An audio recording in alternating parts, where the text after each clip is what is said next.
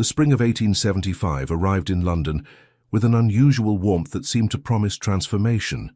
For Lady Imogen Carlyle, however, transformation had always been something that happened to other young women. At 23, Imogen had long accepted her place in the complex hierarchy of London society. Eternally pleasant, perpetually overlooked, and far too sensible to harbour romantic illusions.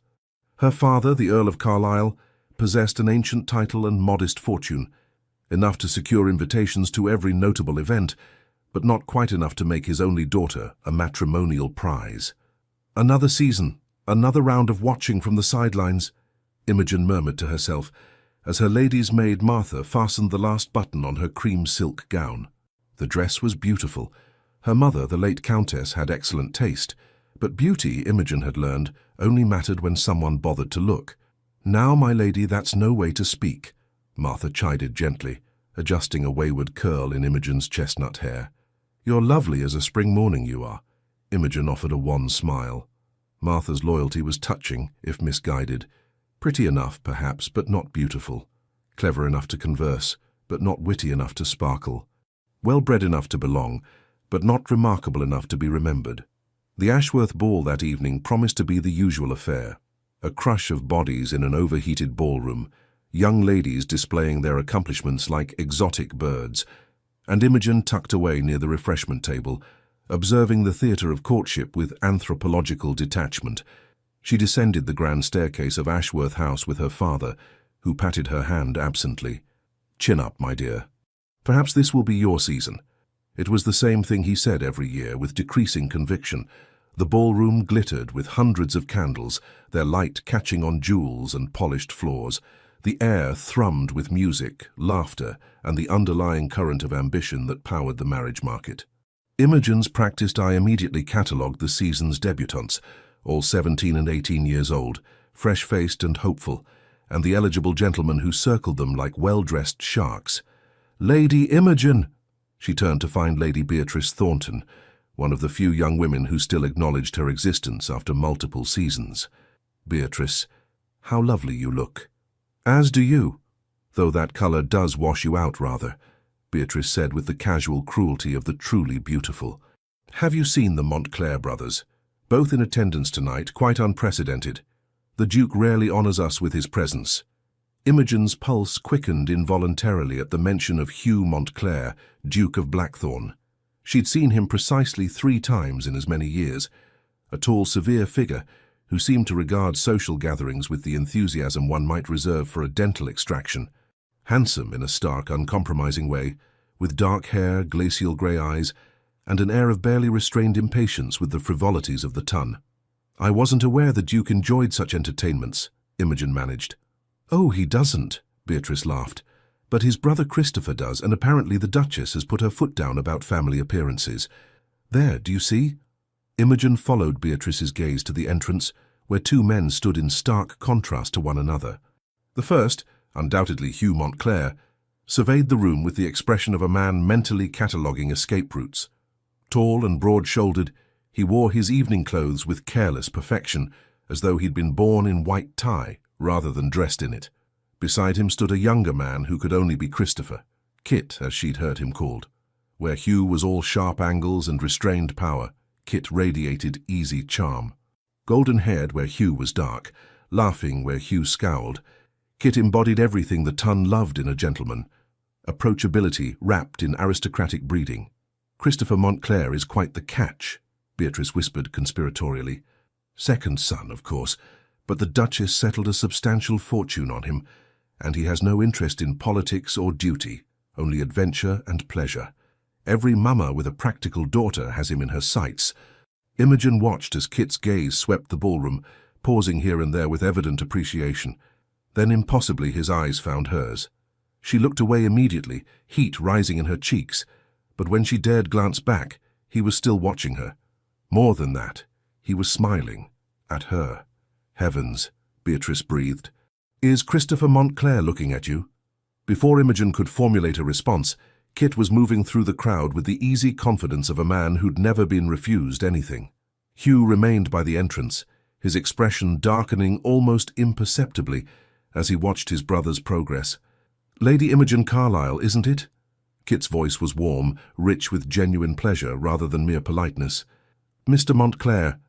Imogen managed a curtsy, acutely aware that every eye in their vicinity had turned toward them.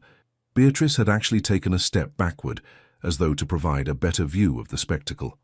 "I've been told you have the most interesting perspective on Turner's later works," Kit said, as though they were old friends picking up a familiar conversation. "I'm attempting to educate myself on modern art, and I fear I'm making rather a hash of it. Might you take pity on an ignorant soul and share your thoughts?" It was smoothly done, a request for her expertise rather than a conventional compliment.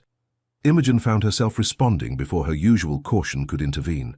"I'm hardly an expert, Mr. Montclair, but I do find his use of light rather extraordinary. There's a luminosity in his work that seems to capture something beyond mere representation. You see, already I'm enlightened." Kit's smile was infectious. "Would you honor me with the next dance? I promise to interrogate you thoroughly about atmospheric perspective." The room seemed to tilt slightly. Kit Montclair, charming, wealthy, utterly inappropriate for a wallflower 23, was asking her to dance, in front of everyone. Yes, thank you." As Kit led her onto the floor for a waltz, Imogen caught a glimpse of Hugh Montclair. The Duke stood exactly where his brother had left him, but his posture had changed. Rigid, watchful. His grey eyes tracked their movement across the ballroom with an intensity that made her breath catch. Then Kit's hand settled at her waist, and she forced her attention back to her partner. "You must forgive my brother's brooding," Kit said lightly as they began to move. "Hugh has all the social graces of a wounded bear. Takes after our father that way, though at least father had the excuse of actually being interested in governance and estate management. Hugh simply dislikes people in general." "That seems rather harsh," Imogen heard herself say. "Perhaps he's simply selective about company." Kit laughed, a bright sound that drew smiles from nearby couples. "Defending him already? How charitable. Most people find Hugh terrifying, or at least profoundly off-putting. He cultivates the impression deliberately, I think. Why would he do that? To keep the world at arm's length, naturally. It's rather effective." Kit spun her expertly through a turn. "But we're not here to discuss my difficult brother. Tell me about yourself, Lady Imogen. How is it that we've attended the same events for years, yet I'm only now discovering what fascinating company you are?" The compliment was almost certainly practiced, yet Imogen found herself warming to it anyway. When had anyone last called her fascinating? When had anyone last noticed her at all? They talked through the waltz and into the next dance, which Kit claimed with easy presumption. He was, Imogen discovered, genuinely interested in art, music and literature, or at least skilled at appearing so. He spoke of his travels on the continent, his plans to visit Greece and Egypt, his passionate belief that life was meant to be experienced rather than merely endured. "You should see the world, Lady Imogen," he said earnestly. "England is magnificent, but there's so much beyond our shores. Light that transforms everything it touches, ruins that whisper of ancient glories, seas that seem to stretch into infinity." "It sounds wonderful," Imogen admitted. She'd rarely left London, her world confined to the familiar rhythms of the season and quiet summers at her father's estate in Kent. "Then perhaps someday I shall show it to you." The words hung between them, more promise than propriety should allow. Imogen's cheeks burned, but Kit merely smiled and guided her through another turn. She was so absorbed in the unexpected pleasure of being noticed, desired, sought after, that she didn't realize they'd danced past Hugh Montclair until she felt the weight of his gaze, like a physical touch. The Duke stood with his mother, the Duchess Georgiana, a formidable woman known throughout London for her sharp wit and sharper matchmaking instincts. But it was Hugh who commanded attention, even in stillness. His jaw was tight, his eyes fixed on Imogen with an expression she couldn't quite decipher. Anger? Disapproval? Something else entirely? "Ah, there's Mother with Hugh," Kit said cheerfully. "Come, you must meet them properly." Before Imogen could protest, Kit was steering her toward the Montclairs with the confidence of a man who'd never considered the possibility of refusal. The Duchess greeted them with a knowing smile. "Christopher, darling, how energetic you've been this evening. You'll exhaust poor Lady Imogen with your enthusiasm. Mother, may I present Lady Imogen Carlyle? Lady Imogen, my mother, the Duchess of Blackthorn, and my brother Hugh." Imogen sank into a proper curtsy, suddenly conscious of her flushed cheeks and slightly disheveled hair. "Your Grace, Your Grace." "Rise, my dear," the Duchess said warmly. "Any young woman who can keep Christopher entertained for 2 consecutive dances deserves our admiration. He's usually flitting about like a butterfly, never settling long enough to hold a proper conversation." "Lady Imogen is different," Kit said, with such conviction that Imogen's heart performed an uncomfortable flutter. "She has substance." "How delightful," the Duchess murmured, her sharp gaze moving between Imogen and her younger son with evident calculation. Then she turned to Hugh. "Don't you agree, darling? That Lady Imogen seems a woman of substance?" Hugh Montclair finally spoke, his voice a deep rumble that seemed to resonate in Imogen's chest. "I couldn't possibly comment, having never been introduced to Lady Imogen before this moment." The words were perfectly polite, yet somehow they felt like a challenge, or perhaps a reproach. "Then allow me to remedy that oversight," Kit said smoothly. "Hugh, Lady Imogen Carlisle, daughter of the Earl of Carlisle. Lady Imogen, my impossible brother, Hugh Montclair, Duke of Blackthorn and general impediment to human joy." "Christopher?" the Duchess sighed, though her lips twitched with suppressed amusement. Hugh's eyes met Imogen's for the first time directly, and she felt the impact like a door slamming shut.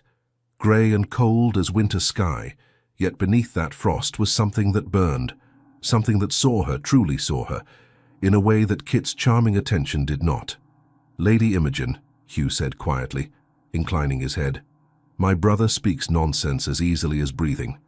I hope you won't hold his proximity to me against him. That is," Imogen floundered, caught between Kit's warmth and Hugh's inexplicable intensity. "Don't terrorize her, Hugh," Kit laughed, apparently oblivious to the tension. "Lady Imogen, would you like some refreshment? I fear I've kept you dancing without regard for practical concerns." "Yes, thank you." As Kit offered his arm and led her away, Imogen glanced back once. Hugh was watching them go, his expression unreadable but his posture speaking volumes. The Duchess was watching her son with knowing eyes and an enigmatic smile. "There now," Kit said cheerfully as he procured her a glass of lemonade. "You've survived an encounter with Hugh. Most people find him rather overwhelming. He seems—" Imogen paused, searching for the right word. "Intense, angry, magnetic, reserved. That's one way of putting it."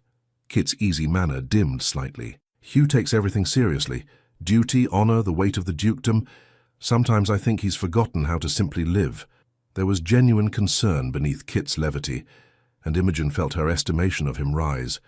Whatever else he might be, Kit Montclair loved his brother. "Perhaps he needs reminding," she said softly. Kit's eyes brightened.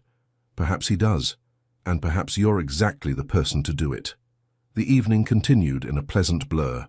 Kit claimed another dance, introduced her to several of his friends, and generally treated her as though she were the most captivating woman in the ballroom. Imogen knew it was likely performance rather than genuine interest. Kit Montclair could have his pick of beautiful, wealthy young women, but she allowed herself to enjoy the fantasy nonetheless. What she couldn't quite shake was the persistent sensation of being watched.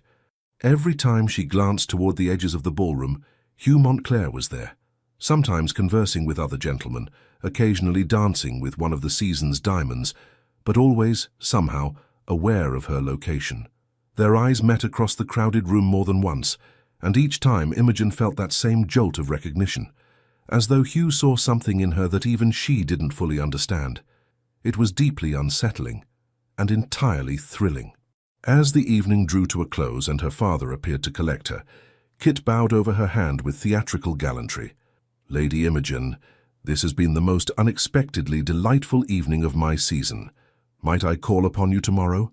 I find myself desperately in need of further education regarding Turner's technique." Yes. Yes, you may call." Kit's smile was radiant. "Excellent. Until tomorrow, then." As Imogen descended the steps to her father's waiting carriage, she heard the Duchess's voice drift from the doorway above. "Well, Christopher, that was quite the display. Though I wonder if you've considered your brother's feelings in all this." "Hugh's feelings?" Kit's laugh was genuinely confused. "What has Hugh to do with anything? He barely acknowledges these events exist." The Duchess's response was too quiet to hear, but Imogen caught the thoughtful tone. In the carriage, her father patted her hand with more enthusiasm than usual. Well, now that was unexpected. Christopher Montclair showing such marked attention. The Duchess's younger son. Quite a catch, my dear. Quite a catch indeed. Imogen nodded absently, but her thoughts weren't on Kit's golden charm or easy affection. Instead, she found herself remembering the weight of Hugh Montclair's gaze, the quiet intensity of his voice, and the inexplicable feeling that something had shifted in the careful architecture of her unremarkable life. She had always been the overlooked one, the forgettable daughter of an earl with too little fortune and too little beauty to compete. But tonight, for the first time, two men had truly seen her. One had offered her his charm and attention. The other had offered nothing but a look that burned through every careful defense she'd constructed over 3 seasons of disappointment. As the carriage rattled through London's darkened streets, Imogen pressed her gloved hand to her chest, where her heart beat an unfamiliar, dangerous rhythm. The season, it seemed, had just become considerably more complicated. The following afternoon arrived with that peculiar quality of anticipation that transforms ordinary moments into potential turning points. Imogen sat in the drawing-room of Carlisle House, ostensibly reading a novel, but in reality watching the mantel clock with increasing anxiety. Kit Montclair had said he would call. Gentlemen said such things frequently and rarely meant them literally. Yet Imogen found herself hoping, dangerously, foolishly hoping, that he might be different. "My lady," Martha appeared in the doorway, her eyes bright with suppressed excitement. "Mr. Christopher Montclair has called. Your father said to show him up." Imogen's heart performed an acrobatic leap. "Thank you, Martha. Please, yes, show him in." She smoothed her morning dress, a soft lavender muslin that brought out the warmth in her brown eyes, and arranged herself with studied casualness on the settee. The novel remained open in her lap, though she couldn't have said what page she was on to save her life. Kit entered like springtime itself, his golden hair slightly wind-tousled, his smile immediate and genuine. But what made Imogen's breath catch was the enormous bouquet of white roses he carried, at least 3 dozen, their petals perfect and fragrant. "Lady Imogen," he said with a theatrical bow, "I come bearing tribute to beauty and hoping desperately for forgiveness." "Forgiveness," Imogen managed, half laughing despite her nervousness. "Whatever for? For monopolizing you so thoroughly last night that I prevented countless other gentlemen from discovering what delightful company you are. It was selfish of me, but I find I cannot regret it." He presented the roses with a flourish. "These seemed appropriate, white for truth and new beginnings. I hope you like roses." "They're beautiful," Imogen said, accepting the bouquet with hands that trembled slightly. No one had ever given her flowers before. "Thank you, Mr. Montclair, you're very kind. Kit, please, may I sit?" She nodded, and Kit settled into the chair opposite with easy grace. For a moment, silence stretched between them, but it was a comfortable silence filled with possibility rather than awkwardness. "I confess," Kit said eventually, "my excuse about Turner was partially fabricated.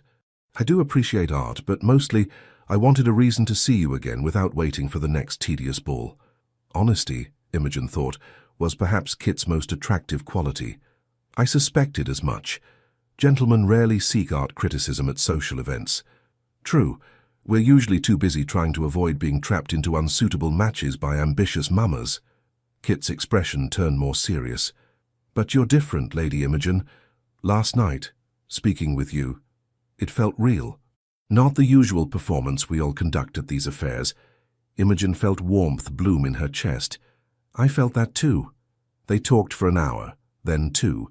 Kit described his travels through Italy, his plans to visit ancient ruins in Greece, his dream of sailing the Mediterranean. Imogen shared her love of literature, her passion for Turner's paintings, her quiet observations about London society. "You see everything," Kit said with evident admiration. "All the tiny dramas and unspoken rules that the rest of us follow without thinking. It's remarkable." "It's the privilege of being overlooked," Imogen admitted. "When no one pays you attention, you learn to pay attention to everything else." Kit reached across the space between them and gently took her hand. "Then everyone else has been profoundly foolish, but their loss is my gain." The touch sent electricity through Imogen's entire body. Kit's hand was warm, his grip gentle but confident. For a wild moment, She imagined what it might be like to be courted by this man, to be chosen, desired, swept into the adventurous life he described so vividly. A sharp knock at the door broke the moment. Martha entered, looking flustered. "My lady, the Duke of Blackthorn has called to see your father. The Earl is not at home, but his Grace asked if you might spare him a moment." Imogen's heart, which had been beating pleasantly fast, now threatened to escape her chest entirely. Hugh Montclair. Here now? Kit's expression flickered with something Imogen couldn't quite identify. Surprise, annoyance, concern. Then his easy smile returned. "Hugh? Here? How extraordinary. My brother never makes social calls. I wonder what brings him to Carlisle House." Before Imogen could respond, Hugh appeared in the doorway. He was dressed for riding, his dark coat fitted perfectly across his broad shoulders, his boots polished to mirror brightness. Where Kit radiated sunshine, Hugh embodied storm clouds. All contained power and barely restrained intensity. His grey eyes swept the room, taking in Kit's relaxed posture, the roses displayed prominently on the side table, Imogen's flushed cheeks. His jaw tightened almost imperceptibly. "Christopher," Hugh said quietly, "I wasn't aware you planned to call on Lady Imogen today." "Wasn't aware I needed your permission, brother dear," Kit replied lightly, though there was an edge beneath the levity. "Lady Imogen and I were having a lovely conversation about art and travel. Care to join us?" "Oh, wait, you find such topics frivolous." "I find pointless chatter frivolous," Hugh corrected, moving further into the room with the controlled grace of a predator. "Genuine discourse is something else entirely." Imogen found her voice. "Your Grace, this is an unexpected honor. I'm afraid my father is out, but perhaps I can help you with whatever brought you here." Hugh's eyes locked on hers, and once again Imogen felt that disorienting sensation of being truly seen. "I came to return a book your father lent mine several months ago, but since I'm here—" He paused, seeming to choose his words carefully. "I wonder if you might give me your opinion on a matter, Lady Imogen." "My opinion?" The idea that the Duke of Blackthorn cared about her opinion on anything seemed absurd. "You strike me as someone who values honesty over flattery," Hugh said, still watching her with that unnervingly direct gaze. "My mother is attempting to renovate the gallery at Blackthorn Abbey. She's considering several artists for commissioned pieces, including Turner. I would welcome a knowledgeable perspective, one not influenced by commission fees or social obligation." It was smoothly done, a request for her expertise that rivaled Kit's own approach, yet somehow more weighted, more serious. "I'd be happy to offer what limited insight I have," Imogen said carefully, aware of Kit watching this exchange with increasing attention. "Excellent." Hugh moved to the window, examining the view of the small garden behind Carlisle House with apparent fascination. "Perhaps you might visit Blackthorn Abbey to see the existing collection. My mother would be delighted to receive you. We could arrange a tour, include proper chaperonage, make an afternoon of it." Kit stood abruptly. "What a marvelous idea! I'll escort Lady Imogen myself. I've been meaning to look at Father's old collection anyway, gathering dust in that enormous pile while Hugh broods in the library." "That won't be necessary," Hugh said, his voice acquiring a dangerous edge. "I'm perfectly capable of arranging appropriate hospitality." "Oh, I'm sure you are," Kit replied, his usually warm tone cooling noticeably. "But Lady Imogen might prefer company that doesn't include lectures on duty and propriety every 15 minutes. The temperature in the room seemed to drop several degrees. Imogen looked between the brothers, suddenly aware that this exchange had very little to do with art collections or afternoon visits.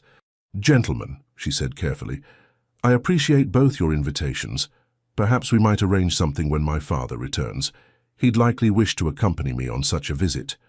"Of course," Hugh said stiffly, though his eyes never left his brother. "Forgive me for disrupting your visit, Lady Imogen. Christopher, a word in private?" "Actually, I'm rather comfortable here," Kit replied with deliberate ease. "It wasn't a request." The brothers stared at each other for a long moment, some silent battle of wills playing out in the charged air between them. Finally, Kit sighed and rose gracefully. "Very well. Lady Imogen, please forgive this interruption. I shall call again soon. Very soon." He bowed over her hand, his lips actually brushing her glove, in a gesture just barely within the bounds of propriety. "Until then, I remain your devoted admirer, As Kit moved toward the door, Hugh caught his arm. The corridor. Now.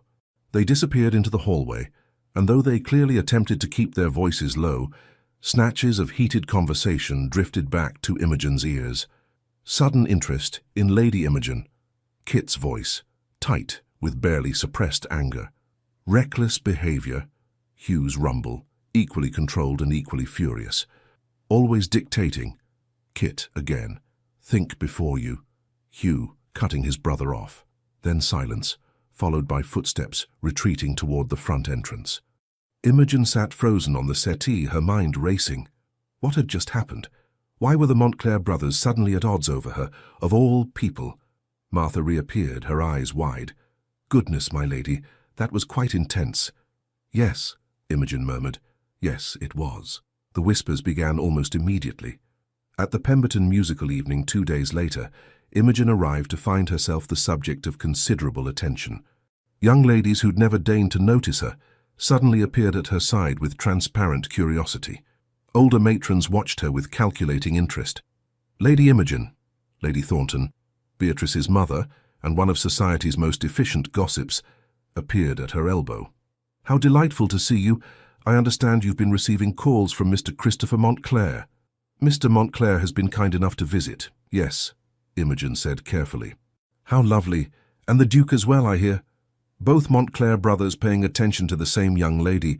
How very unusual. The implication hung in the air like smoke. Imogen felt heat rise in her cheeks, but before she could formulate a response, Kit materialized at her side. Lady Thornton, he said with his most charming smile, how kind of you to keep Lady Imogen company until I could find her. Lady Imogen, would you honor me with your company during the performance? I believe they're playing Chopin. Your favorite, if I recall correctly. He'd remembered. From one conversation 3 days ago, Kit had remembered that she loved Chopin. As Kit guided her away from Lady Thornton's avid curiosity, Imogen caught sight of Hugh standing near the pianoforte. He was conversing with Lord Ashworth about something evidently serious, but his attention fractured the moment Kit's hand settled at Imogen's elbow. The entire evening proceeded in that strange, charged fashion. Kit was attentive without being overwhelming, securing seats for the performance, fetching refreshments, introducing her to his friends with evident pride.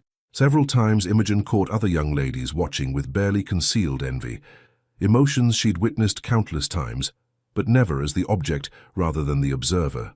Hugh maintained his distance, but Imogen felt his presence like a compass point.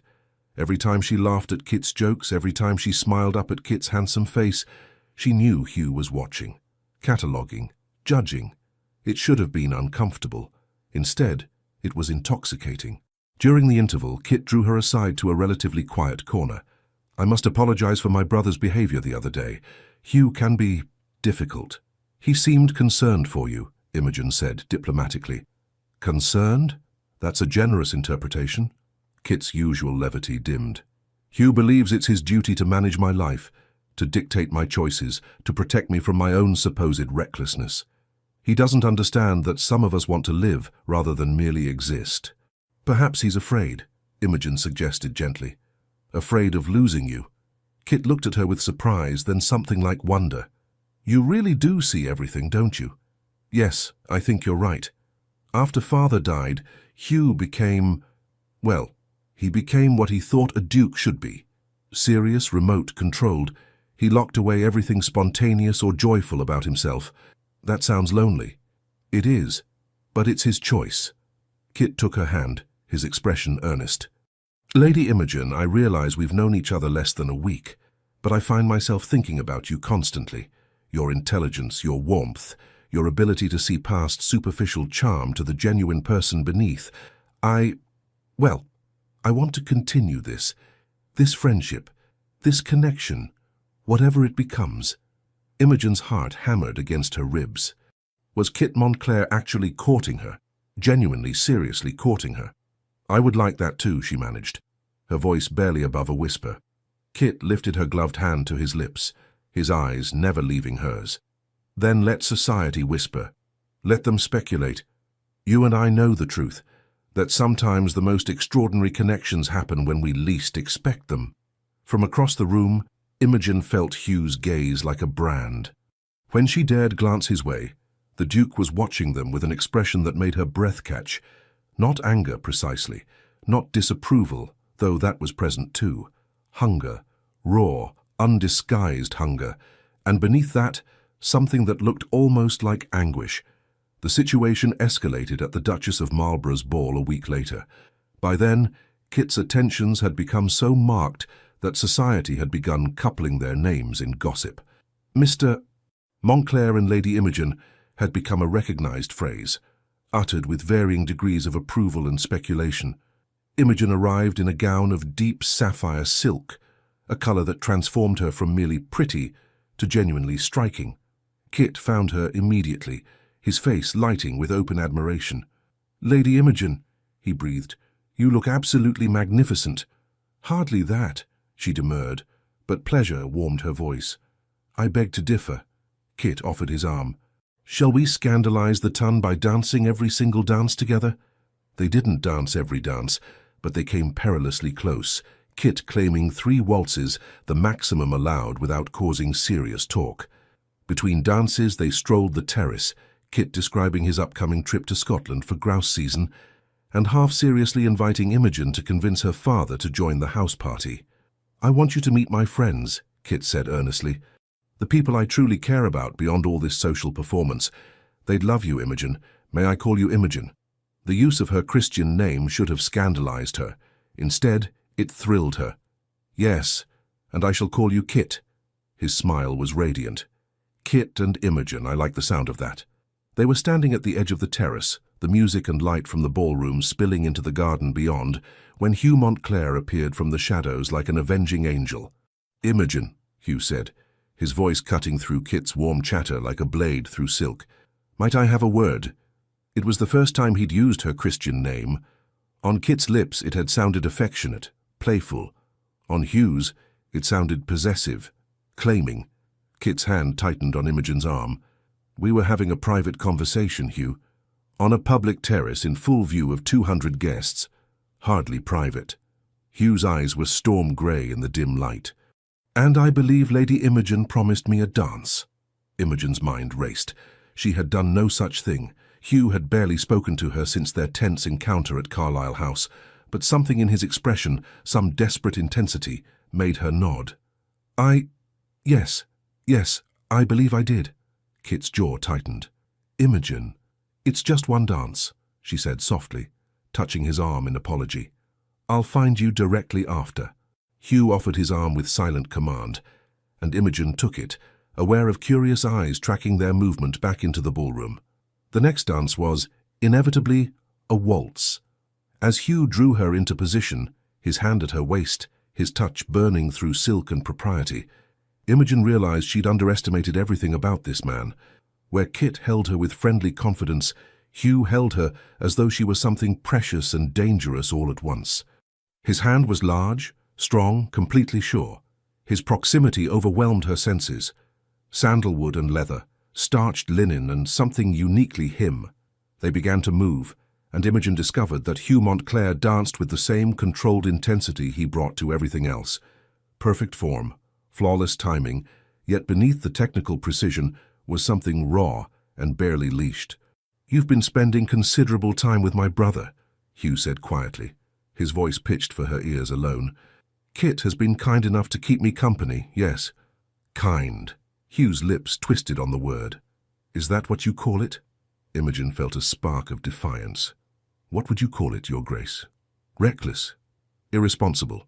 Typical Christopher. Pursuing what he wants without consideration for consequences." "Perhaps," Imogen said carefully, aware they were dancing past curious onlookers. "Kit simply knows what he wants and isn't afraid to pursue it.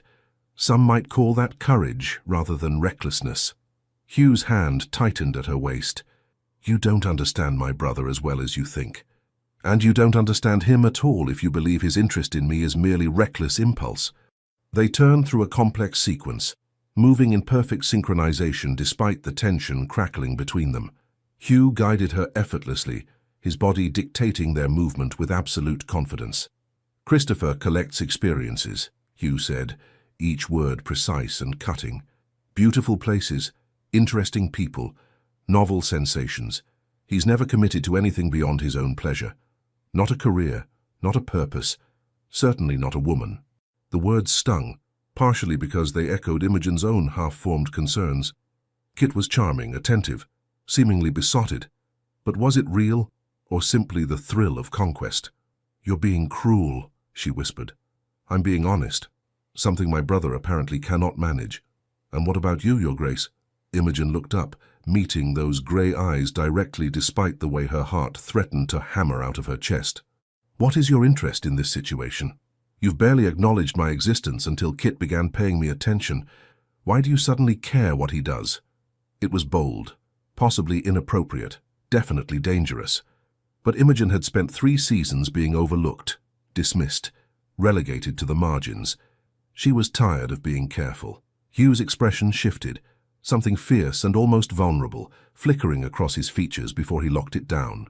"I care," he said slowly, "because my brother has no idea what he's doing, because he's playing with someone who deserves far better than to be another of Christopher's temporary fascinations." "How noble of you," Imogen said, anger giving her courage, "to protect poor foolish me from your brother's terrible attention. Tell me, Your Grace, have you considered that perhaps I'm capable of making my own decisions? That perhaps I enjoy Kit's company and want his attention? Do you?" The question was quiet, intense, loaded with implications Imogen couldn't quite pass. Hugh had pulled her incrementally closer during their exchange, until propriety's boundaries were tested, if not quite broken. She could feel the warmth of him, the solid strength of his body, the way his eyes searched hers with almost painful focus. Yes, I do." Something dark and painful crossed Hugh's face. "I see." The music swelled toward its conclusion, and Hugh guided her through the final turns with mechanical precision, all the fierce engagement draining from his manner. When the dance ended, he bowed with cold formality. "Thank you for the dance, Lady Imogen. I hope you enjoy the rest of your evening with my brother." He released her and walked away, his broad shoulders rigid with tension. Imogen stood frozen on the dance floor, her emotions in chaos. What had just happened? Why did she feel as though she'd lost something precious she hadn't even known she possessed? Kit appeared at her side moments later, concern evident in his handsome face. "Are you all right? Hugh didn't upset you, did he?" "No, It was just a dance." But it hadn't been just a dance. It had been a confrontation, a challenge, a revelation. Hugh Montclair wasn't simply disapproving of his brother's courtship. He was jealous, furiously, desperately jealous. The realization should have pleased her. Instead, it terrified her. Because somewhere in the past few minutes, while dancing with the Duke of Blackthorn, Imogen Carlyle had discovered something she desperately wished to unlearn. Every time Kit Montclair made her heart flutter with pleasure, Hugh Montclair made it race with something far more dangerous: desire. The next 2 weeks transformed Imogen's quiet existence into something resembling a romantic comedy performed for all of London society. Everywhere she went, she found herself at the center of an unspoken battle between the Montclair brothers, a battle neither would acknowledge but that everyone could plainly see. Kit continued his attentive courtship with increased determination. He called at Carlisle House every other day, always bearing thoughtful gifts, books he thought she'd enjoy, sketches from his travels, once even a watercolor he'd attempted himself, badly but endearingly, of the view from Blackthorn Abbey's south terrace. They attended exhibitions together, chaperoned by Imogen's cousin Harriet, and Kit made her laugh with his irreverent observations about stuffy aristocrats and ridiculous social conventions. "You know what society needs?" Kit declared one afternoon as they strolled through the British Museum, ostensibly viewing the Elgin marbles, but mostly just enjoying each other's company. "A thorough revolution, not a violent one. I'm too fond of creature comforts for that, but something to shake up all these absurd rules about who can speak to whom and what constitutes proper behavior." "And who would lead this revolution?" Imogen asked, amused despite herself. "You and I, obviously. We'll start a salon like the French philosophes, but less tedious. Good conversation, genuine connection. No stupid rules about how many dances constitute an understanding or how long one must wait before using Christian names." Kit grinned at her. "We'll call it the Society for Sensible People. I'm not sure we'd have many members." "Good. We'll be exclusive. Membership by invitation only, granted solely to those with functioning brains and the courage to use them. It was this quality that Imogen found most appealing about Kit: his refusal to take anything too seriously, his determination to find joy even in circumstances designed to crush spontaneity. In his company, she felt lighter, freer, capable of being the person she'd always wanted to be rather than the one society expected. But if Kit represented liberation, Hugh embodied something far more complex. The Duke attended more social events in those 2 weeks than he had in the previous 2 years. He appeared at every ball, every musical evening, every garden party where Kit and Imogen might be found. He never approached directly, never engaged in obvious interference, but his presence was impossible to ignore. Imogen would be laughing at something Kit said, only to feel the weight of Hugh's gaze from across the room. She'd be dancing with Kit, aware of nothing but his charming conversation and easy grace, then suddenly lock eyes with Hugh and forget her next step entirely. Kit would be describing his travel plans, inviting her to imagine joining him on adventures across Europe, and Imogen would find herself watching Hugh's rigid shoulders, the tight set of his jaw, the way his hands clenched around his champagne glass. The worst, or perhaps best, Imogen couldn't decide, were the moments when Hugh actually did approach. Like at Lady Sefton's ball, when Kit had momentarily left to fetch refreshments, and Hugh materialized at Imogen's side, as though summoned by dark magic. "You look well this evening, Lady Imogen," Hugh said quietly, his eyes cataloguing every detail of her appearance with disconcerting thoroughness. "Thank you, Your Grace. As do you." It was true. Hugh wore evening clothes with the same careless perfection he brought to everything, looking simultaneously civilized and dangerously untamed. An awkward silence stretched between them. Finally, Hugh spoke again. "My mother wishes to extend a formal invitation for you and your father to dine at Blackthorn House next week. She's quite taken with you." "That's very kind." "It has nothing to do with kindness." Hugh's voice dropped, acquiring an edge that made Imogen's pulse spike. "My mother believes you'd be good for Christopher. She thinks you might give him purpose, direction, help him become the man he should be." "And what do you think?" Hugh's grey eyes bored into hers. "I think Christopher doesn't deserve you. I think he'll charm you and fascinate you and make you believe in possibilities, then disappear to Greece or Egypt or wherever his restless spirit takes him next, leaving you to pick up the pieces of your ruined reputation and broken heart." The words were harsh, but beneath them, Imogen heard something else: fear. Hugh wasn't just worried about his brother's recklessness. He was terrified of it. "Kit wouldn't do that," Imogen said with more conviction than she entirely felt. "Wouldn't he?" Hugh stepped closer, close enough that Imogen could smell his sandalwood cologne, feel the heat radiating from his body. "Christopher has never committed to anything difficult in his entire life. The moment the novelty wears off, the moment actual sacrifice is required, he'll run. It's what he always does." "You're wrong about him." "Cass, am I?" Hugh's hand came up, fingers almost but not quite touching her cheek. The non-contact was somehow more intimate than an actual touch would have been. "Then prove it, Lady Imogen.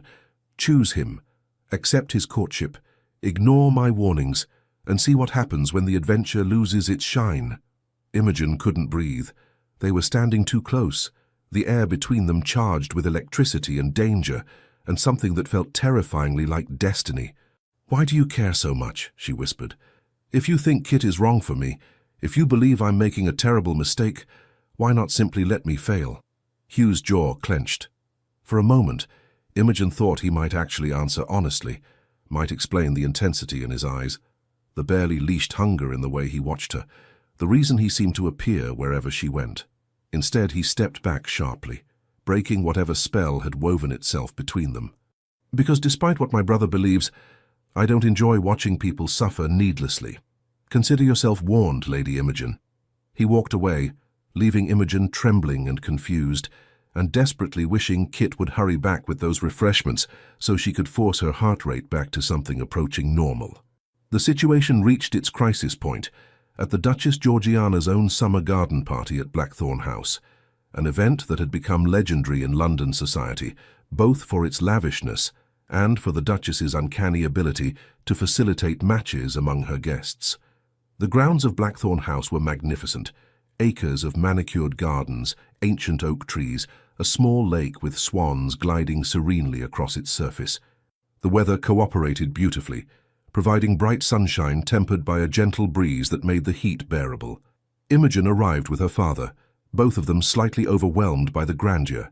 They'd been to fine houses before.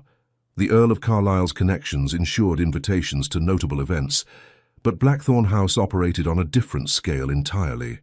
This was ducal wealth, married to centuries of aristocratic power, and it showed in every perfect hedge, every marble statue, every footman stationed at precise intervals along the winding paths. Kit found her immediately, appearing as though he'd been watching for her arrival. "Imogen, you look like springtime personified. Come, let me show you the gardens properly. Mother's done extraordinary work with the roses this year." He offered his arm, and Imogen took it gratefully, trying to ignore the way her father's face lit with obvious hope. The Earl had become increasingly enthusiastic about Kit's courtship, seeing in it possibilities he'd long since abandoned for his spinster daughter. They strolled through beds of roses, past fountains where children shrieked with laughter, carefully supervised by nannies, through a hedge maze that Kit navigated with practiced ease. He was charming as always, but something in his manner seemed different today, more serious, more intent. "Imogen," Kit said eventually, guiding her to a secluded bench overlooking the lake. "We need to talk." Her heart lurched. Those 4 words rarely preceded anything good. "I've been thinking," Kit continued, taking her hand between both of his, "about us, about what's been happening these past weeks. I know society is talking, speculating about my intentions. Your father is clearly hopeful. And I care for you, Imogen, genuinely. You're wonderful company, you make me laugh, you see the world in ways that constantly surprise me." "But," Imogen supplied, because surely there was a but coming. Kit's expression turned rueful. "But I'm not entirely sure I'm ready for what comes next. Marriage, settling down, taking on all the responsibilities everyone expects. I'm only 6 and 20. There's so much I still want to do, places I want to see. I leave for Scotland in 3 days, then potentially onto the continent after that. Greece, definitely, maybe Egypt." Imogen felt something sink in her chest. Hugh had been right. Of course Hugh had been right. "I see," she managed, proud that her voice remained steady. "No, wait, I'm explaining this badly." Kit squeezed her hands urgently. "I'm not saying I don't want a future with you. I'm saying I need time. I need to be certain, to be absolutely sure that I'm ready to give you what you deserve. It wouldn't be fair to rush into promises I might not be prepared to keep." It was, Imogen had to admit, refreshingly honest. Kit wasn't abandoning her, but neither was he committing. He was doing exactly what Hugh had predicted, preserving his freedom while keeping his options open. "I understand," Imogen said quietly. And she did. Kit was being more decent than most men in his position would be, more careful of her feelings than she had any right to expect. But understanding didn't make it hurt less. "Do you hate me?" Kit asked, his blue eyes anxious. "No. No, of course not. You're being honest, which is more than I could hope for." Kit lifted her hand to his lips, kissing it with genuine affection. "You're extraordinary, do you know that? Any other woman would be throwing things at me right now. But you understand." Imogen smiled, though it felt fragile. "I'm very understanding. It's one of my chief qualities as a wallflower." "You are not a wallflower," Kit said fiercely. "You're brilliant and beautiful, and any man would be lucky to have you, including me, especially me. I just need time." "Time," Imogen repeated. The word felt heavy, loaded with all the things Kit wasn't quite saying. Time to adventure, time to be free, time to be absolutely certain before committing to anything as permanent as marriage. They sat in silence for a moment, the sounds of the garden party drifting over the hedge, laughter, music, the clink of crystal. Imogen's mind raced. She cared for Kit, truly cared for him. His friendship had given her something precious, the experience of being chosen, noticed, desired. For the first time in her life, she'd felt like she mattered. But was that enough? Was gratitude a foundation for love? "We should rejoin the party," Imogen said eventually. "People will talk if we're gone too long." Kit nodded, helping her rise. But before they could start back toward the main lawn, a familiar voice cut through the pleasant afternoon. "There you are, Christopher. Mother's been looking for you." Hugh Montclair stood at the entrance to their secluded area, his tall frame blocking the path back to the party. His expression was carefully neutral, but his eyes blazed with barely suppressed emotion as they moved between his brother and Imogen. "Hugh," Kit said with forced cheerfulness, "we were just— I can see what you were doing." Hugh's voice was controlled, but something dangerous lurked beneath the surface. "Lady Imogen, might I escort you back to the main lawn? I believe your father was asking after you." It wasn't a request. Kit's hand tightened on Imogen's arm. "Actually, I was about to— Christopher." Hugh's tone acquired a sharp edge. A word privately. The brothers stared at each other, tension crackling between them like lightning before a storm. Finally, Kit sighed and released Imogen's arm. "Very well. Imogen, I'll find you shortly." As Kit moved toward his brother, Hugh caught his arm and pulled him several steps away, their voices dropping to urgent whispers. Imogen could only catch fragments. "Cannot keep doing this." Hugh angry but trying to maintain control. "None of your concern, E.T. Kit, defensive. Leading her on." Hugh again, louder. "Hypocrite." Kit, his usual good humor completely absent. Then Kit jerked his arm free and stalked past his brother, past Imogen, back toward the main party without another word. His shoulders were rigid, his pleasant expression replaced by frustrated anger. Hugh watched him go, then turned to Imogen. For a moment they simply looked at each other, the afternoon sunshine filtering through oak leaves, the distant sounds of the party providing incongruous accompaniment to the tension between them. "You heard that," Hugh said finally. "Not a question." "Some of it. Good. Then I don't need to pretend." Hugh moved closer, his grey eyes intense. "What did Christopher say to you? What promises did he make?" Imogen lifted her chin. "That's between Kit and myself, Your Grace." "Hugh. My name is Hugh." He said it with quiet intensity, as though the permission to use his Christian name mattered desperately. "And I apologize, but I cannot be diplomatic about this any longer. Christopher is going to break your heart, Imogen. He's already preparing his exit. Scotland, then Greece, then wherever his restlessness takes him next. He'll write charming letters for a few months, then the correspondence will slow, then stop entirely. You'll hear he's met some exotic woman in Athens or Rome, and that will be the end of it." "You don't know that," Imogen protested, but her voice lacked conviction. "I know my brother. I've watched him do this same thing a dozen times with pursuits that bored him, commitments that required sacrifice, responsibilities he decided were too burdensome." Hugh's hand came up, cupping her cheek with surprising gentleness. "You deserve better than to be another of Christopher's abandoned enthusiasms." The touch sent electricity through Imogen's entire body. Hugh's palm was warm, slightly calloused, achingly careful. She should step back, should maintain proper distance, but she found herself frozen, caught in the intensity of his gaze. "And what would better look like?" she whispered. Hugh's thumb traced along her cheekbone, the caress so light it might have been imagined. "Someone who knows your worth. Someone who wouldn't need time to decide whether you're worth committing to. Someone who would fight for you, challenge you, refuse to let you settle for anything less than you deserve. Someone like you." The words were out before Imogen could stop them. Hugh's expression turned fierce, almost pained. "Wrong brother, my dear," he said quietly, echoing the words from weeks ago but transforming them into something new, something raw and honest and desperately vulnerable. "You've been flirting with the wrong brother all along." Imogen's breath caught. "Hugh, I've watched you laugh with Christopher, dance with him, glow under his attention, and every moment has been torture because I know that he'll eventually disappoint you, not through malice, but through thoughtlessness, through his eternal need for freedom and adventure over genuine connection."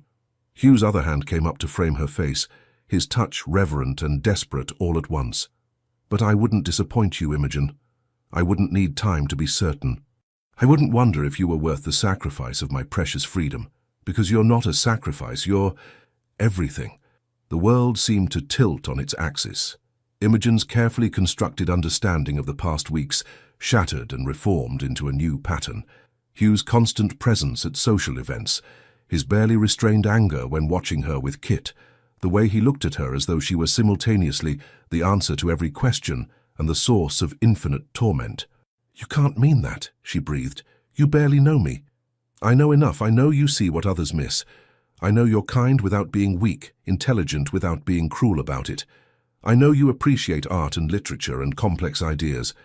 I know you make my brother laugh, which is no small feat." Hugh's voice dropped. "And I know that when you walked into that ballroom weeks ago in that cream silk gown, something in me recognized something in you. Chemistry, fate, madness, call it what you will. But I've been fighting it ever since, trying to do the honorable thing and not interfere with Christopher's pursuit." "Then why are you interfering now?" "Because I've run out of honor." Hugh's laugh was bitter, self-deprecating. "Because watching you choose him is killing me. Because I'm selfish enough to want you to know the truth before you make a decision that will affect the rest of your life." Imogen's mind reeled. This couldn't be happening.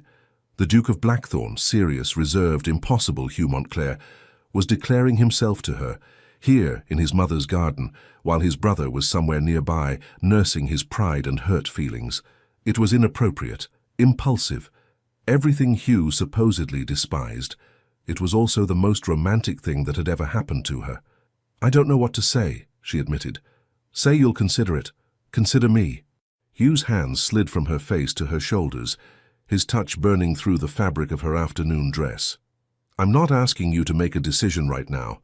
I'm just asking you to acknowledge that there's a choice to make, that it's not just Christopher, that maybe you've been looking at the wrong brother all along."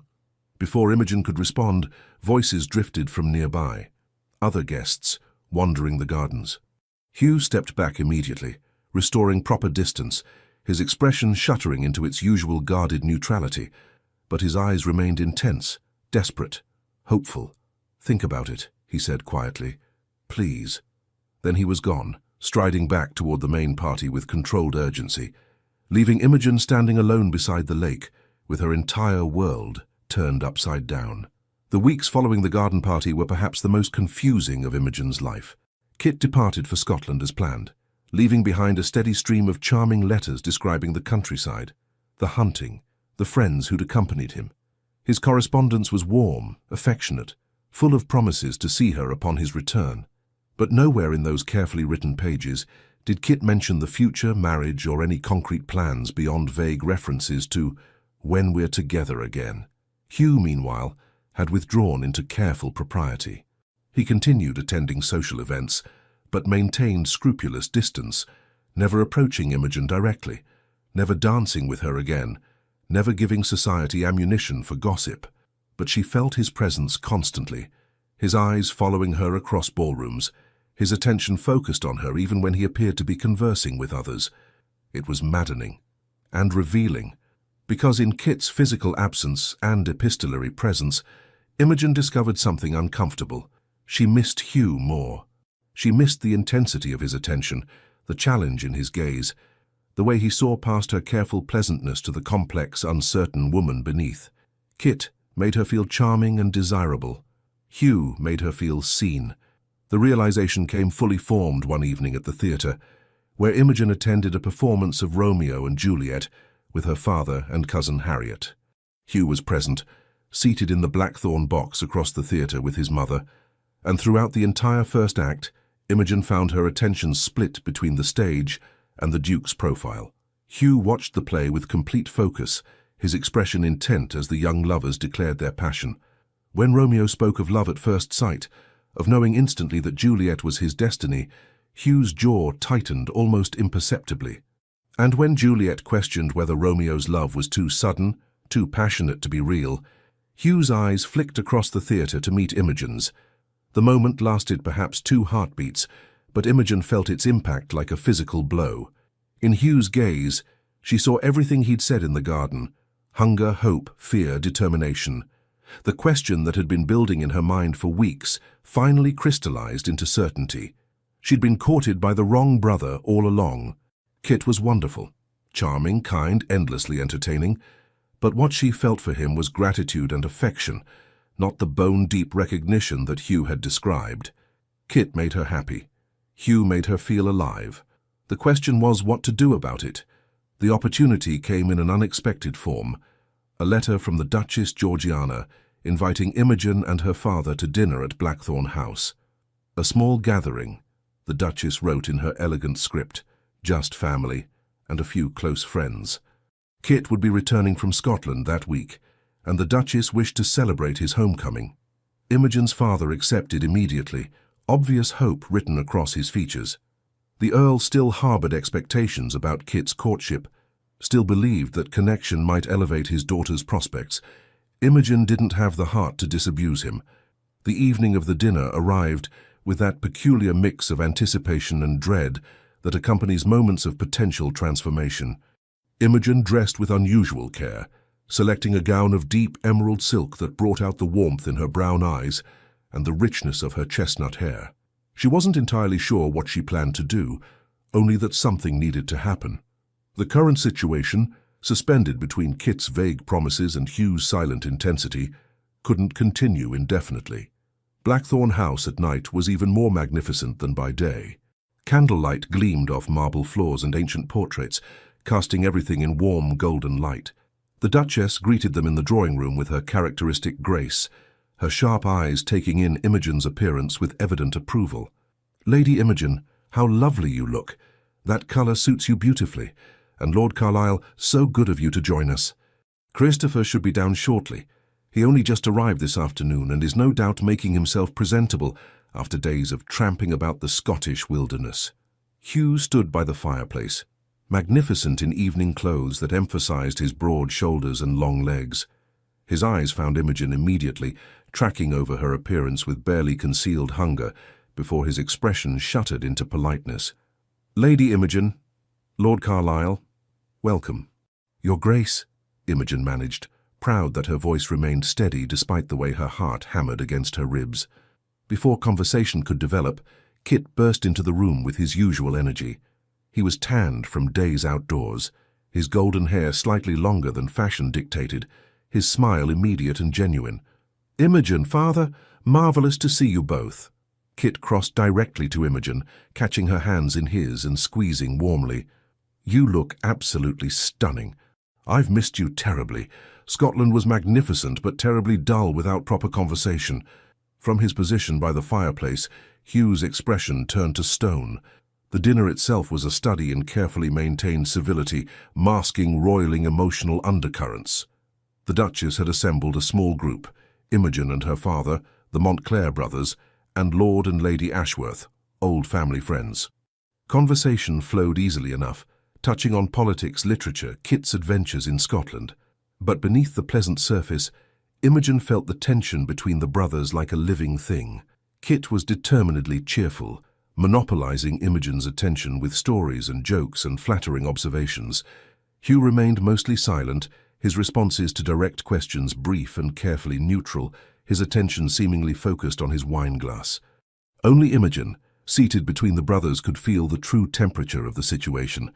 Kit's hand brushed hers frequently, casual touches that seemed designed to stake a claim. Hugh sat rigid in his chair, radiating controlled fury, his knuckles white around his silverware. Whenever Kit leaned particularly close to whisper something amusing in Imogen's ear, the Duchess watched it all with knowing eyes and an enigmatic smile, occasionally catching Imogen's gaze with an expression that seemed to say, "Well, my dear, what will you do about this?" After dinner, the party adjourned to the music room, where Lady Ashworth had agreed to play. The room was beautiful, walls lined with instruments, a pianoforte positioned to catch the candlelight, comfortable seating arranged in an intimate semicircle. Kit immediately claimed the seat beside Imogen, while Hugh positioned himself across the room, his posture suggesting he'd rather be literally anywhere else. As Lady Ashworth began playing Beethoven, something melancholic and beautiful, Kit leaned close to Imogen. "Walk with me in the conservatory after this. I want to talk to you properly without everyone watching." Imogen nodded, her stomach tight with anticipation and anxiety.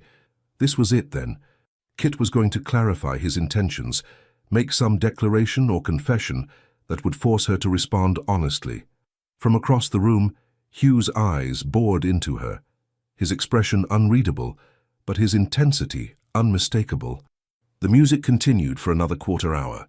Then the party began to disperse. Lord and Lady Ashworth making their farewells, the Duchess retiring early with complaints about a headache that looked suspiciously fabricated. Imogen's father drawn into conversation with the butler about some rare brandy in the cellars. Kit offered Imogen his arm. "Shall we?"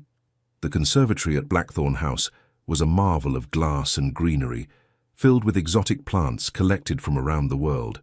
At night, lit by carefully placed lanterns, it felt like stepping into an enchanted jungle. Kit guided Imogen to a bench surrounded by night-blooming jasmine, its scent heavy and sweet in the warm air. For a moment, they sat in silence, the only sounds the distant music from the house and the gentle rustling of leaves. "Imogen," Kit began, his usual brightness dimmed to something more serious, "I need to be honest with you. Please do." Kit took her hand, studying it as though memorizing every detail. "These past weeks in Scotland gave me time to think about my life, my plans, what I want for my future, and I realized something important." Imogen's heart sank. She knew what was coming, could read it in Kit's earnest expression, hear it in his careful tone. "I care for you tremendously," Kit continued. "You're wonderful in every way, but I'm not ready for what you deserve. Not ready for marriage, for settling down, for all the responsibilities that come with building a life with someone. I'm 26 years old, and I still feel like there's so much I need to do, need to see, need to experience before I can commit to that kind of future."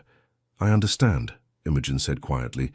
And she had understood really since their conversation at the garden party. Kit was kind enough to want to spare her feelings, honest enough not to lead her on, but ultimately unable to offer what she needed. "I knew you would understand. You always do." Kit squeezed her hand gently. "I want you to know that my affection for you is genuine. You've brought such light into my life these past weeks, but it wouldn't be fair to ask you to wait while I figure myself out. You deserve someone who's certain, who's ready, who can give you everything right now rather than someday maybe. Someone like your brother." The words were out before Imogen could stop them. Kit's expression flickered with surprise, then something like resignation, then, unexpectedly, relief. "You've noticed, then, the way Hugh looks at you, the way he can barely stand to be in the same room when we're together."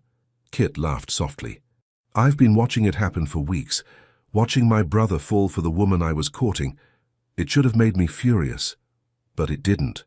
No, because I'm not blind, Imogen. I've seen the way you look at him too, when you think no one's watching, when he says something that cuts through all the pleasant conversation to something real. You light up for him in a way you never quite do for me." Kit's smile was tinged with melancholy, but genuine nonetheless. "And as much as my ego would prefer otherwise, I love my brother. I want him to be happy, and I think you might be the person who could make that possible." Tears pricked Imogen's eyes. "Kit, I'm so sorry. I never meant—" "Don't apologize, please." Kit lifted her hand to his lips, kissing it with affectionate finality. "You've done nothing wrong. Chemistry isn't something we control. And honestly, if I were ready for everything you deserve, I'd fight for you. But I'm not ready, and Hugh is. He's been ready since the moment he saw you. He just wouldn't admit it because he thought I was serious about courting you. You're an extraordinary man, Christopher Montclair." "I know," Kit said with a flash of his usual humor. "I'm also remarkably perceptive when I bother to pay attention. Now go. Hugh's probably in the library, brooding and pretending to read something improving. Put him out of his misery, will you?" Imogen stood, but Kit caught her hand once more. "For what it's worth, I think you two will be magnificent together. Just be patient with him. Hugh's spent so long being the responsible one, the serious one, the duke who never allows himself anything frivolous, that he's forgotten how to simply want something for himself. Remind him." The library at Blackthorn House was exactly what one might expect from a ducal residence. 2 stories of floor-to-ceiling shelves filled with leather-bound volumes, rolling ladders for accessing higher shelves, comfortable chairs positioned near the massive fireplace. And there, exactly as Kit had predicted, sat Hugh Montclair. He wasn't actually reading. The book lay open in his lap, but his eyes were fixed on the fire, his expression distant and bleak. He looked, Imogen thought, like a man who'd resigned himself to unhappiness. "Your Grace?" Hugh's head snapped up, his grey eyes widening as he saw her standing in the doorway. He rose immediately, the book tumbling forgotten to the floor. "Lady Imogen, What are you doing here? Where's Christopher?" "Kit is in the conservatory, being remarkably gracious about releasing me from a courtship neither of us were quite convinced by." Imogen stepped into the library, closing the door behind her with deliberate care. It was improper. shockingly so, but she found she didn't care. He suggested I might find you here, brooding. I don't brood, Hugh said automatically, then caught himself. That is, I was simply thinking. About? Hugh's jaw tightened. About how I've been a complete fool. About how I waited too long, stayed too silent, convinced myself that honor meant allowing my brother his pursuit, even as it destroyed me to watch. About how I'm about to lose something I never even had the courage to fight for. Imogen moved closer, closing the distance between them with careful steps. You haven't lost anything. Not yet. Hugh went very still, his entire body tense with barely restrained hope. What are you saying? I'm saying you were right that first time you pulled me aside at a ball. Wrong brother, you said. It took me weeks to understand, but you were right. Imogen's hands trembled slightly as she reached out, placing her palms flat against Hugh's chest. She could feel his heart hammering beneath her fingers, racing as fast as her own. I was flirting with the wrong brother all along, because Kit is wonderful, charming, everything a woman should want. But he's not what I want. He's not who makes me feel truly alive. Imogen, Hugh's voice was rough, barely controlled. You see me, Hugh. Not the pleasant wallflower everyone expects, not the grateful daughter of an earl with modest fortune. You see all the complicated, uncertain, occasionally sharp-tongued reality beneath the polite exterior. And that terrifies me, because it means I can't hide from you. But it makes me feel more myself than I've ever felt with anyone. Hugh's hands came up to cover hers, pressing them more firmly against his chest. I've been watching you for weeks fighting this, trying to be honorable while wanting nothing more than to drag you away from Christopher's charming attentions and declare myself like some gothic hero. It's been torture. Then stop being tortured. Imogen looked up into those grey eyes that had haunted her dreams, saw everything she needed reflected there.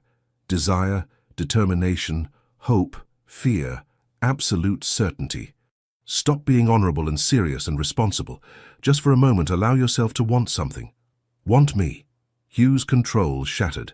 His hands slid from hers to her waist, pulling her flush against him with barely restrained urgency. I want you, he said roughly, his forehead dropping to rest against hers. I've wanted you since that first night at the Ashworth ball, when you stood talking to Beatrice Thornton and laughing at something she said. You weren't performing for anyone, weren't trying to catch attention. You were just yourself. And I looked at you and thought, there she is. The one person who could make me want to be less alone. Imogen's breath caught. Hugh, let me finish. Please. Hugh's hands tightened at her waist, his voice dropping to something raw and vulnerable. I'm not easy to be with. I'm serious. Often too serious. I take my responsibilities too heavily. I brood, yes, I brood. And I'm not particularly skilled at frivolous conversation or charming gestures. But I would be devoted to you, Imogen. Absolutely devoted. You wouldn't be another of my responsibilities to manage. You'd be the reason I manage everything else, so I could come home to you at the end of each day and remember why any of it matters. Tears spilled over Imogen's cheeks. That's the most romantic thing anyone's ever said to me. It's simply the truth. Hugh's thumb came up to brush away her tears with infinite gentleness. Say you'll consider it. Consider me. Consider a future where you don't have to settle for charming adventures, where you can have passion and intensity and someone who sees you exactly as you are and wants nothing more than to build a life worthy of you. I don't need to consider, Imogen said, her hands sliding up to frame Hugh's face, feeling the slight roughness of his jaw beneath her palms. I already know my answer. It's yes.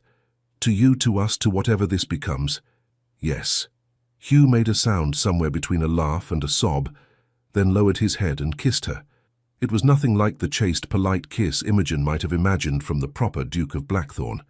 It was intense, desperate, full of weeks of suppressed longing and carefully controlled desire finally unleashed.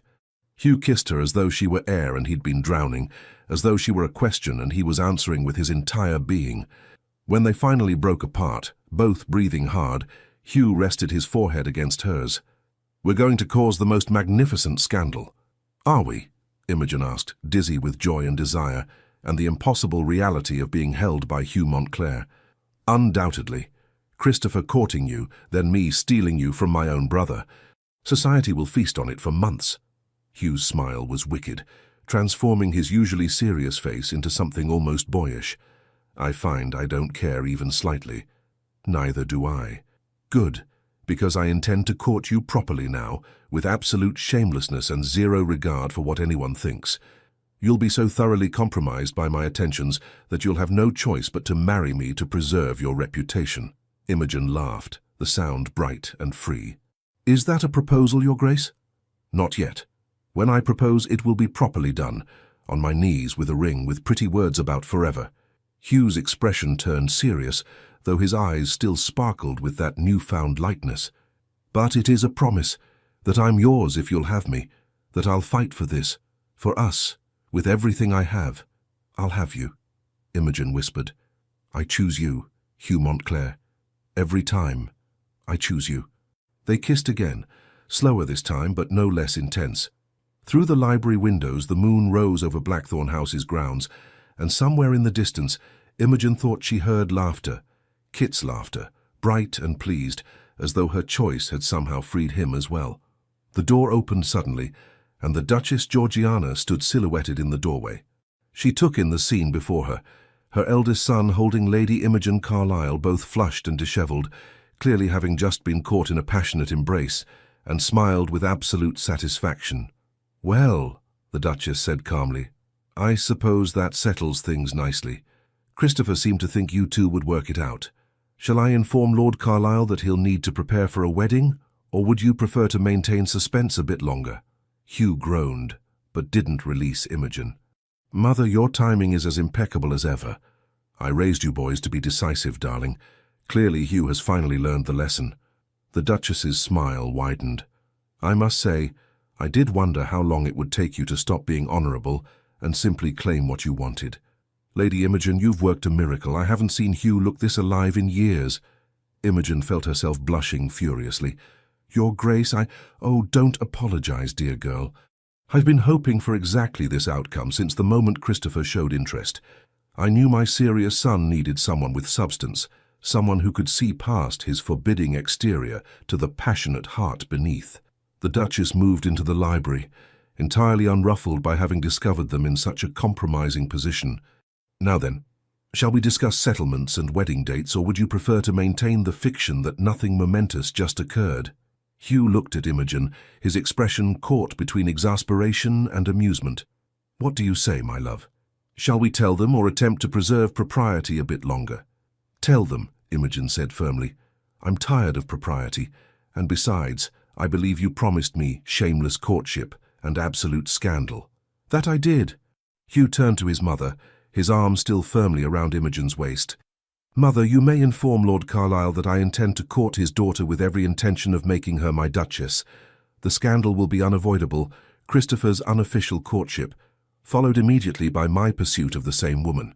Society will have a spectacular time discussing our family's romantic chaos." "Wonderful!" The Duchess clapped her hands together with genuine delight. "Finally, something interesting to discuss besides politics and the weather. I shall help spread the gossip myself, carefully, of course, to ensure it reflects well on Lady Imogen. By next week, everyone in London will know that both Montclair brothers pursued her, and she chose the Duke. Your reputation will be quite secure, my dear." Imogen found herself laughing at the absurdity of it all. Hours ago she'd been suspended in uncertainty, unsure whether she'd end up with Kit's charming adventure or Hugh's intense devotion, or neither. Now she stood in the Duke of Blackthorn's arms, being welcomed into his family by a mother who seemed to regard the entire situation as a successful military campaign.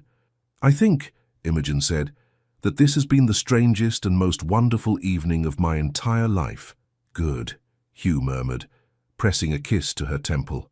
"Because I intend to give you many more. A lifetime of them, if you'll allow it." From the doorway, Kit's voice rang out. "Are we celebrating?"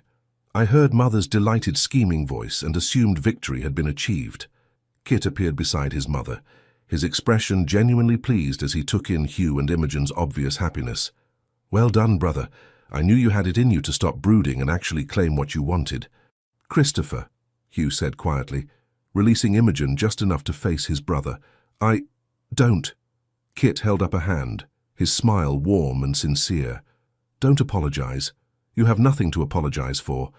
I pursued Imogen because she was fascinating, but I was never prepared to give her what she needed. You are. You have been from the start. I'm glad you finally admitted it." Hugh crossed to his brother, pulling him into a brief, fierce embrace. "You're entirely too understanding about this." "I know, it's one of my better qualities." Kit clapped Hugh on the shoulder, then turned to Imogen with a theatrical bow.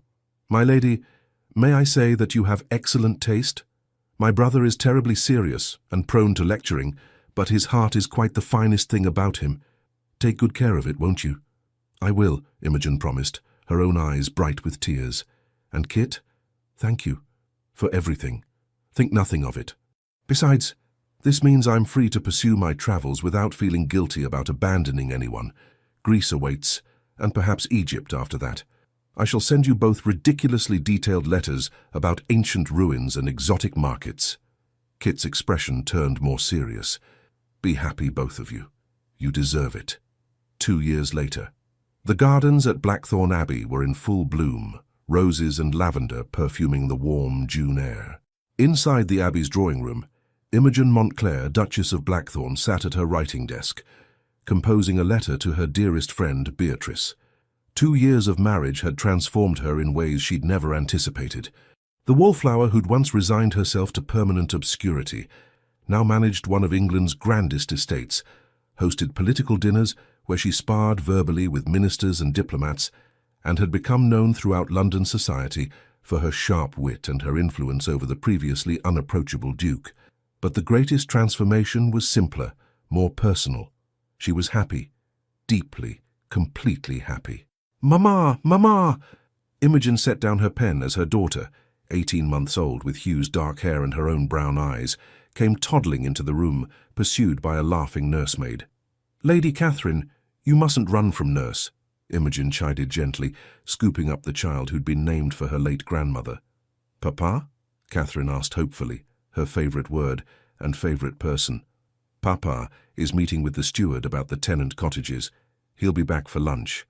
Imogen kissed her daughter's chubby cheek, breathing in that sweet baby scent that never failed to make her heart swell. The nursemaid retrieved Catherine with apologies, and Imogen returned to her desk. But before she could resume writing, strong arms wrapped around her from behind, and Hugh's voice rumbled warm against her ear.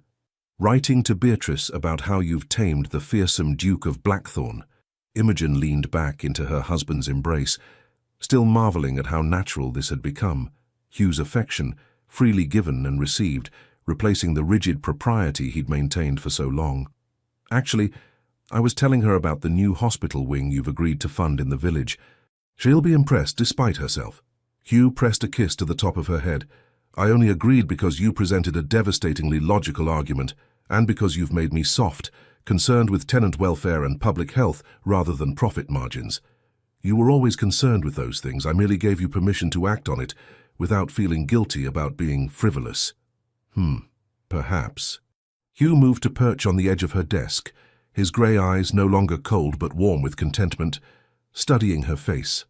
Kit's letter arrived. He's in Cairo now, apparently having the time of his life, excavating something ancient and probably cursed. Is he planning to return for Christmas? He says yes, but Kit's promises about timing are notoriously flexible. He might arrive Christmas Eve or Easter Sunday. Both are equally likely. Hugh's smile was affectionate rather than frustrated. "I'm glad he's found his path, though. Adventure suits him far better than ducal responsibility ever would have." Imogen reached up to lace her fingers through Hugh's. "You miss him. I do.